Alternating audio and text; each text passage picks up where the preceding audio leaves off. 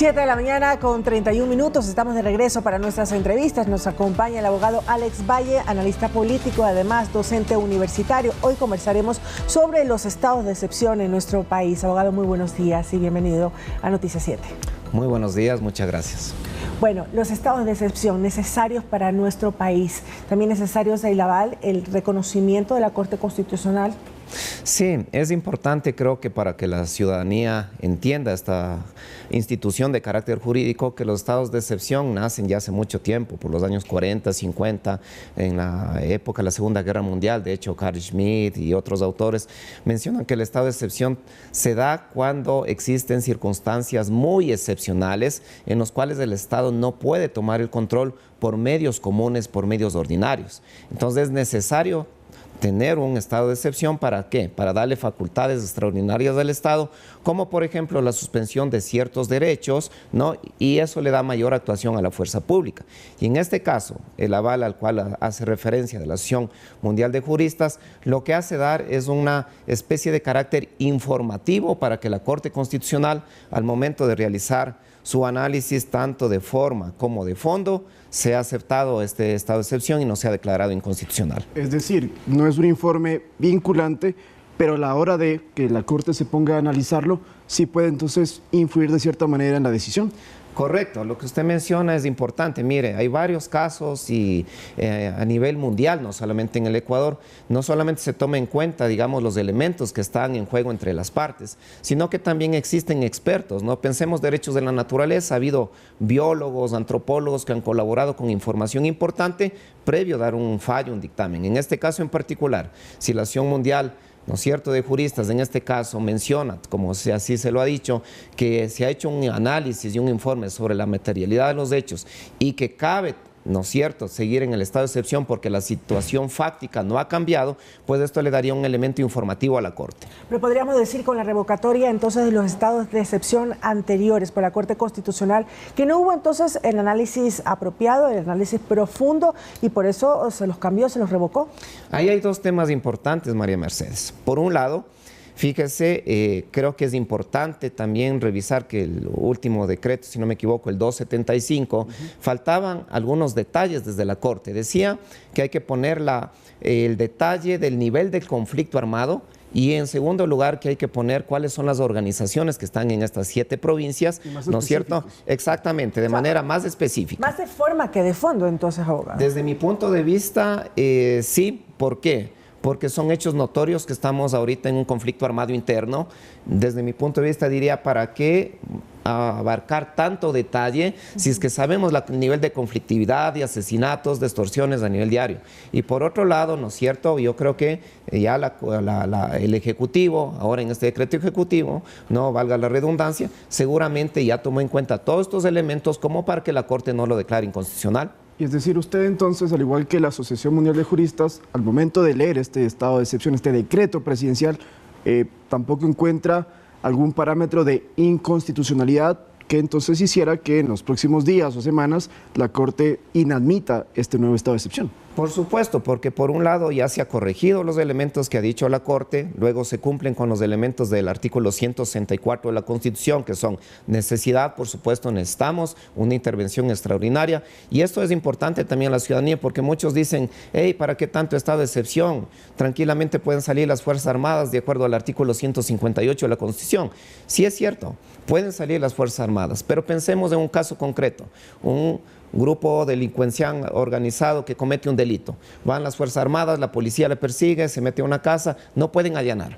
Bajo el estado de excepción se interrumpe, se suspende este derecho y se puede allanar sin orden de juez competente. Bueno, se ha sentido, se ha percibido también acá en nuestra sociedad que estos estados de excepción sí han mejorado la calidad de la vida de las personas a lo largo de todo este tiempo, abogado. Sí, por supuesto. Mire, en los últimos tiempos ha disminuido y eso lo ha presentado estadísticas la misma Policía Nacional, el nivel de sicariatos, el nivel de asesinatos, si bien hay cierto otro tipo de delitos que han subido, pero estos tienen que ser también combatidos con medidas complementarias, incluso preventivas y no solamente reactivas. Ahora, una inquietud que puede tener la gente en casa es que el presidente emite un decreto con un estado de excepción, pero la Corte es la que finalmente lo aprueba.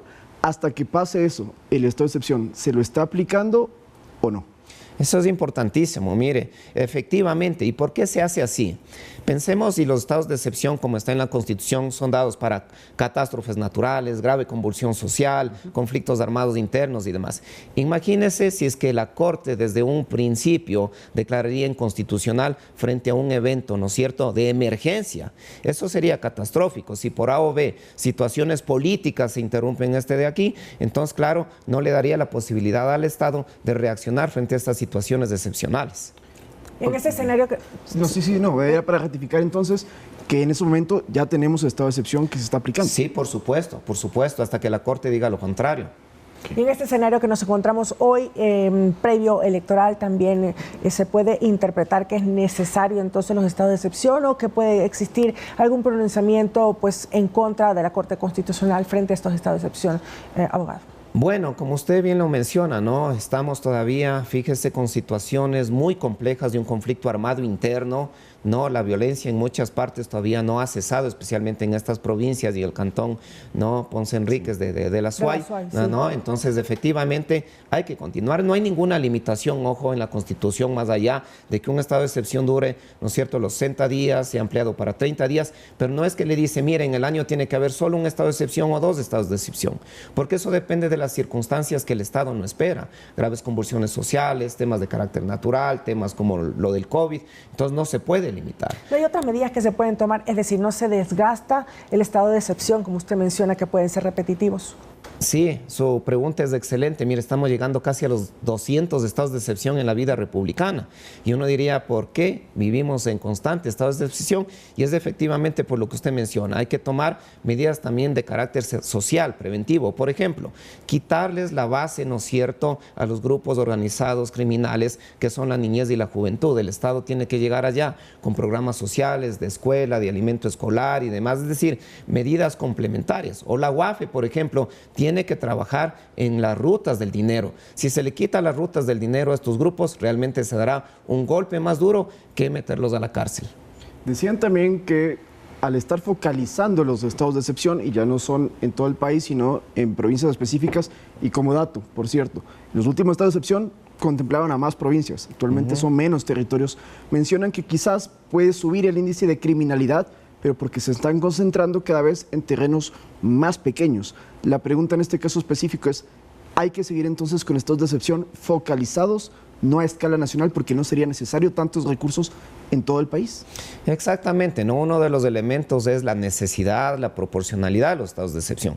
Entonces, si no hay necesidad de tener un estado de excepción en una provincia, en una localidad determinada, porque, digamos, la vida está más o menos pacífica, en convivialidad, entonces no es necesario aplicar un estado de excepción ahí, sino simplemente focalizar en el lugar donde hay los problemas. Pero es cierto lo que menciona Lautaro, la densidad de los grupos terroristas en ciertas localidades también y la pugna por mayor territorio puede ser el resultado de estos estados de excepción focalizados, localizados. Sí, claro, ¿no? Porque efectivamente también hay una reacción de estos grupos organizados criminales, ¿no? O que actúan con mayor fuerza, o que actúan en diferentes horarios, o en diferentes cantones, o en algunos de los casos también se sabe que también se trasladan a diferentes provincias. Entonces creo que ahí tanto inteligencia de la Policía Nacional como la inteligencia del Ejército deben actuar a escala nacional para evitar también, ¿no es cierto?, que estos grupos comiencen a actuar en diferentes provincias o diferentes modalidades. Ahora, también el Estado, en este caso el gobierno, el 9 de enero decretó que estamos en grave conmoción interna.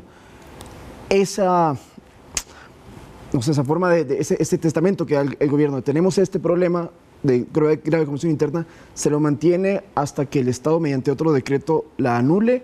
¿Ya está algo implícito? ¿Necesita seguir declarando este estado en el que nos encontramos? Mire, lo que usted pregunta es importantísimo, porque mire, el estado de excepción efectivamente se da hasta que la situación vuelva nuevamente al cauce normal, a la paz, ¿no es cierto? Entonces, una de dos, o se termina el estado de excepción, ¿no es cierto?, en la temporalidad que da el artículo 164, o volvemos a ese estado, ¿no es cierto?, al menos de mediana normalidad, donde no existe esa conmoción social, no existe ese grado casi de conmoción interna, y nuevamente volvamos, ¿no es cierto?, a la paz y al día a día. Pero el presidente de la República ha dicho que esto va a tomar años realmente, porque han sido también muchos años en los que se ha venido pues armando estos grupos grupos de delincuencia organizada. Es decir, entonces hay que seguir en este conflicto interno durante mucho tiempo y también presentando estados de excepción.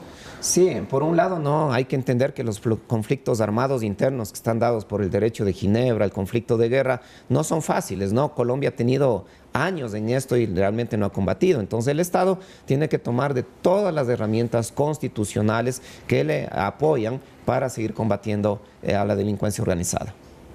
Gracias, abogado, por acompañarnos en esta mañana. Muy Encantado. buenos días. El abogado Alex Valle para explicarnos mejor cómo funcionan los estados de excepción.